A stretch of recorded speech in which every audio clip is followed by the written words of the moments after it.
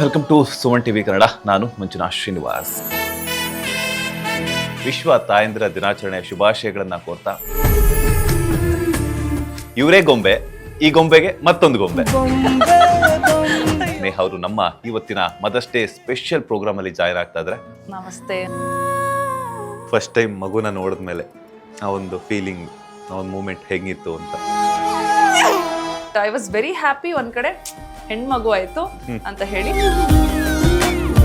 ಮಗು ಬರುತ್ತೆ, ಮಗುವನ್ನ ಚಂದನ್ ಅವ್ರು ಎತ್ಕೊಂಡು ಏನ್ ಹೇಳಿದ್ರು? ಕನಸುಗಳ ರಾಶಿಯನು ಕಂದ ನೋಡಿ ಫುಲ್ ಕಣ್ ತುಂಬಾ ತುಂಬಿಕೊಂಡು ಅದಾದ್ಮೇಲೆ ಕೊಟ್ಬಿಟ್ಟು ಅವ್ನು ಓಡೋ ಅವ್ರ ಅಮ್ಮನ್ ತಪ್ಕೊಂಡ.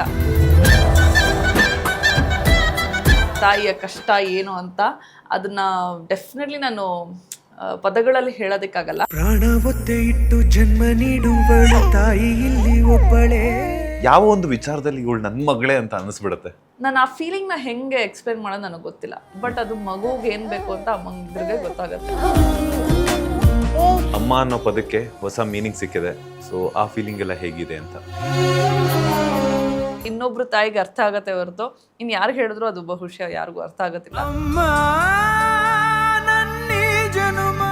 But it's a beautiful feeling. ಆ ಅಮ್ಮ ಅನ್ನೋದೇ ವಾವ್. ಆಫ್ಟರ್ ಮ್ಯಾರೇಜ್ ಅಂತ ಆದ್ಮೇಲೆ ಒಂದಷ್ಟು ಫ್ಯಾಮಿಲಿ ಪ್ಲಾನಿಂಗ್ ಅಂತ ಮಾಡ್ತಾರೆ. ಸೊ ಅದು ಮಾಡೋದು ಒಳ್ಳೇದಾ ಕೆಟ್ಟದ್ದಾ ಅಂತ ನಿಮ್ಮ ಪ್ರಕಾರ? ಇದು ತಪ್ಪಲ್ಲ, ಬಟ್ ಆದ್ರೆ ಅದು ತಪ್ಪಲ್ಲ. ಅಕ್ಕ ಇದ್ದಾರೆ ಪಾಪ, ಅವ್ರಿಗೂ ಒಂದು ತಂಗಿ ತಮ್ಮ ಬೇಕಲ್ಲ. I think about it. ನಂಗೆ ನೋಡಿ ಯಾರು ಕೇಳಿದ್ರು, ನೀವೇ ಫಸ್ಟ್ ಕೇಳಿದ್ದು. ಯೋಚನೆ ಮಾಡ್ತೀರಿ.